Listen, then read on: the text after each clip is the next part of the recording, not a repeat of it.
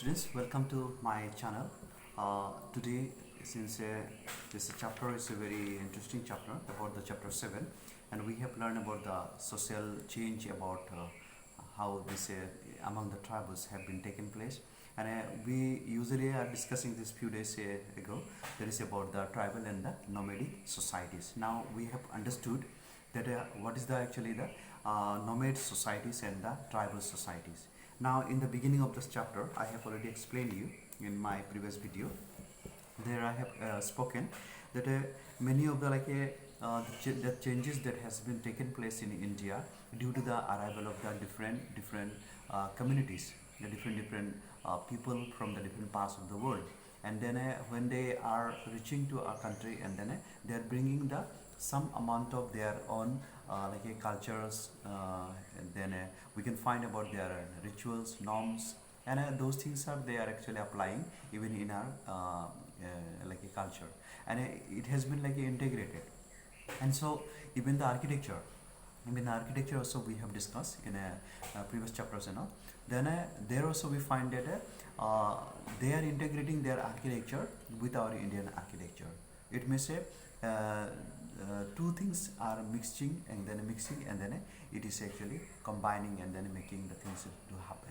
So today, for example, many of the either it is a palaces or temples or anything that we see, it is the integration. Means say it is like that part of the Visara style of the architecture, which is the combine of the Dravidian and then like a Dravidian, and then also the northern side what we have got.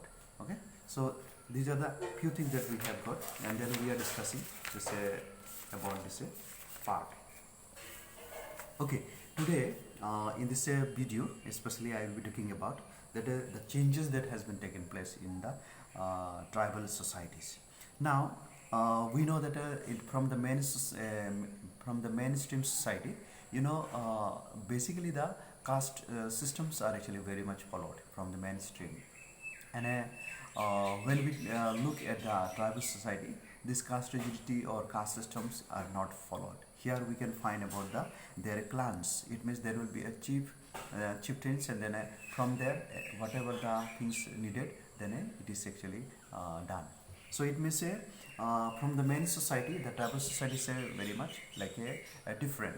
So sometimes we have the wrong ideas given by the different politicians that India is actually belong to the majority Hindus. But now if you look at the tribals, majority tribals are living in different parts of the world, but they are actually somehow or the other, or by trap, they are actually made Hindus for the long time onwards. It is going on, and a conversion perhaps is taking place, and considering them as a Hindu. So these are actually the wrong history that we are actually getting from the politicians, and I don't know, many of the people are actually believing them. So you have to see that whether a tribal is having the statues or idols, you won't see them. In tribal family, they don't keep any of the statue or idols worship. We have seen so far that they are actually engaging themselves in the nature worshipper. So they worship the nature. So that is we have seen so far, and whatever the festivals is coming forth in their according to their calendar, then you can see them. There is the things they are following up. So they don't have the idols and this, Shiva or Rama and all. They don't worship. So that is the thing. So in different, especially even in northeast region also, because of the different people coming to this country, and then mingling with them, and then integrating with them, and then the culture they are acquiring, and the like a conversion that is taking place. So today we can say that a big contribution to the different invaders, a big contribution to the missionaries, a big contribution to the Britishers, this big contribution to the Mughals, Sultanates. Because of them, many people have been changed their lifestyle, and they followed their lifestyle, and they perhaps understood. But it is not by force that someone is converted. Those things are actually we should give away because the politicians are saying in the lecture, and then they are trying to to violate our system, especially they are destroying our mentality. So anything that we before we plunge, before we do anything, let us just look around our community. Let us look in our community, in our family, in our like neighbors, and also in our districts, in our states. Then you can take the step. Yeah, that is the things are happening. But suppose they are not there, but suddenly some politicians will come with a new law, and then they will be saying that this law is a they are actually violating, so we have to stop them. I don't know from where they are getting this kind of like things. And so it is the one or two people will be plotting, and then the whole people have to suffer. So whatever the law is today, for example, we see in the country, these are all made by themselves to be like a active member of the society. But if you see them, they themselves are not Hindu, because a Hindu or a Muslim, suppose, or the Christianity, suppose all these people are actually, if the good people, they will not focus on the others, they will not criticize on the others, and nobody will consider their religion as the best religion. So far, no religion is the best religion, because religion came later on. The people, people have taken by themselves, and today we can see. So when we look at the evolution theory, especially the this composition of the earth, the universe, God is nowhere. Where is the God? So I think we need to have a little bit scientific temperament, and we have to look. In the religious books we have got like the universe has been created by this Brahma or Allah or God and all, and after that after 6 days or 7 days the things are over. But up to now the things are happening in the world. Up to now in the universe, different planets are born, and different planets are getting disappeared, blast, destroying. So how you can say that within the 6 days the world is created, and that is the accomplished? God's job was accomplished. It's the wrong idea. So all these things are in play here. So better you go for the scientific temperament, and you follow up that, and then you be happy. If you follow up the religious instructions and all, it will prevent you from doing so many things, because religious is only is a what called like matter of not to do that, do this. So I think we have to really understand. So before you say fight with your brothers, fight with your neighbors, you must look what is actually around you happening. Is there anyone is snatching you? Is there anyone is taking away? Is there anyone is looting your property? Look all the situation, then you react. Simply some politicians will come after their position, after their power getting, and they will declare, my God, what this one situation is going on. So anyway, so that is the thing. So here we find that the tribals were not exactly, or rather they are not similar to the mainstream society. Tribals have got a different their system, different their mentality. So let us know here who are the tribals actually. See, the tribals were actually not divided into numerous unequal classes either. So that's why we call them, that is the tribes. Okay. Now in India, these indigenous groups of people are often referred to as the Adivasis, and the Adivasis have been living in India before the arrival of the Aryans in the second millennium BCE. So if we consider Adivasis are the original, or they are belong to this country, then how today they are positioned? Today they are very poor, they are deprived of the different ways, and many politicians are of course actually manipulating, and exploitation is done more on them. it may say a person who is originally belong to this country, he has to become the slave of the others. It's very ridiculous. And whether these Aryans, and now who are these Aryans? And in India, to whom we consider Aryans? Who are the people Aryans, in fact, in India? So it shows that the tribals are very simple and welcoming people, but people are taking advantage on them, and that's why many of the invaders came, and then those invaders, in fact, they understood about these tribal societies. But after that, what happened?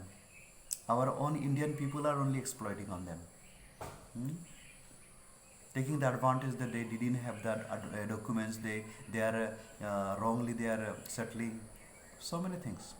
Today, most of the tea gardens are actually run by these tribals. They are the hard workers of this country. They are hardworking. That's why the country is progressing. Today, for example, Assam is very famous for the tea, not because the like a Bengali and a Assamese is working there in the tea garden. They are in the high position, manager, then a clerk. All these areas they are working. Our laborers are, Adivasis are working in the plucking the tea leaf, cleaning the tea leaf, chopping, and day and night they are working. Who's supposed to get the like a good benefit? So history is witnessing that these people are actually originally from India, and then today these people are actually deprived of. And this outsider, like Dikhus, what mentioned here, Dikhus means the outsiders. So those people are actually taking advantage, and then they are deprived. Today they are beggars, today they are poor condition. If you visit to the tribal societies, especially in the tea garden setup, you will see that there are a lot of trouble, lot of difficulties. And these people, such a way, is a place that they cannot come out. The way the daily wages are paid to them is very little, very little. From their family, no one is becoming doctor, no one is becoming engineer. How will become? Because the salary, the wages are paid very little. So this is not exploitation. Then what is the exploitation? And today, Assam has become the famous for the tea. Who? Assamese Bengalis are doing. Plucking the tea leaves. Nothing of that. You don't see them, they are working. Only their mouth is more. They are dominating only the high position and high areas only. But you won't see them, they are working. And these people are actually paid the less salary. So how it is what type of country today we can see? That's why the hatred is there more in this country, and then people they are not actually supportive, and people are not actually understood each other's suffering. Today we are blaming the Britishers, that Britishers have ruined, they broke the backbone of our country. But it is not the Britishers, in fact, we can say. It is our Indians. White Britishers have gone away, but the black Britishers are from this India. They are actually sucking the blood of our human being, of our country's citizens. So these are the things that are happening. So it's a very very aggressive moment sometimes when we look the situation this way. So anyway, the tribal societies actually kinship bonds we can find. And they are united members of each tribe, and the tribal people actually live in the clans led by the tribal chief, and each tribe actually is having the laws and rules and traditions. Okay, then each member of these tribes was actually allotted a specific task as per their caliber and capability and interest. Okay, then the principal occupations were actually we find here: hunting, food gathering, fishing, shifting, cultivation. And most of these tribals were actually pastoral nomads also, so who always actually move from one place to another place, and then they are searching for the food, water, and shelter. That is the things we found. And then the tribes had no caste system.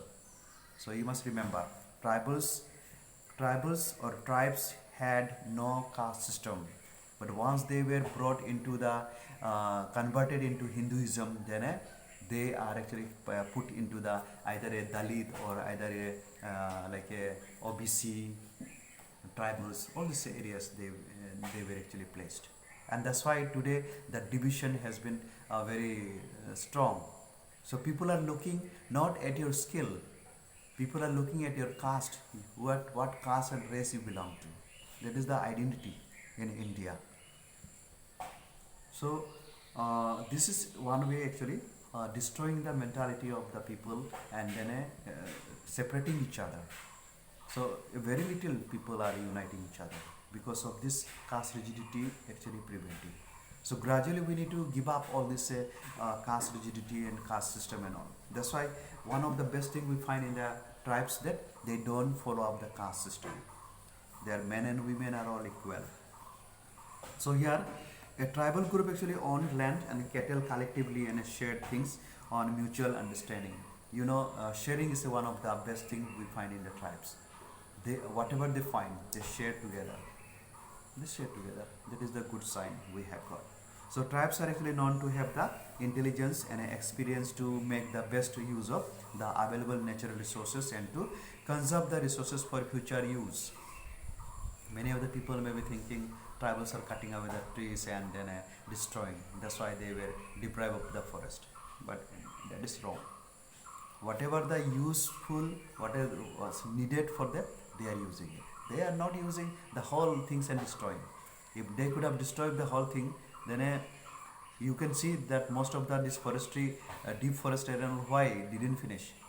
But once the Britishers have taken, once the Zamindars have taken, once the plain people have taken, outsiders have taken, you know what happened? The whole almost all the trees were cut and then completed, destroyed everything. Today we don't have much nature. Today we are suffering extreme hot. These are all actually part of the this cutting of the trees by these outsiders. All the costly tree, all the big trees were cut and sold, and yet now also cutting. But people are not thinking to plant and to make the world a better world. So that is the thing we can find, and they practice even the subsistence agriculture by cultivating, and then they are actually supporting with that agriculture even to their family. So this one we can see.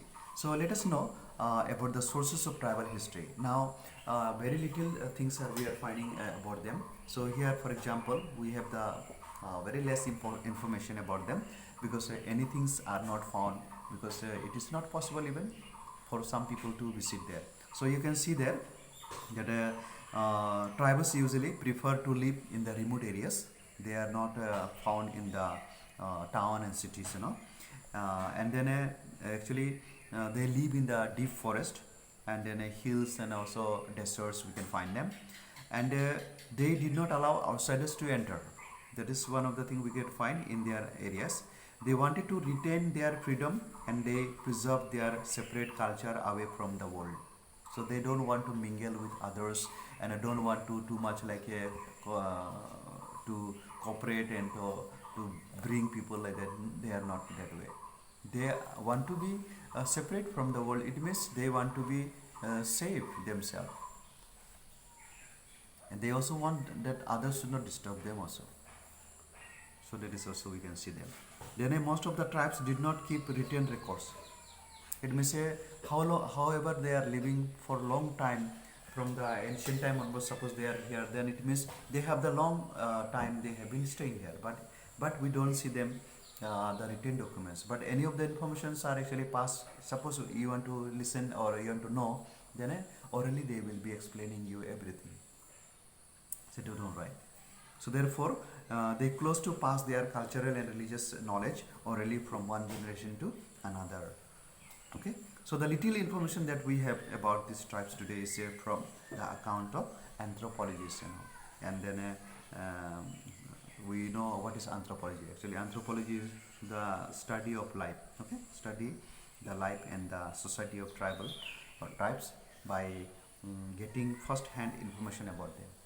So that is we can see. Okay, so in my next video I will talk about the some dominant tribes of our this India. Okay, see you. Thank you.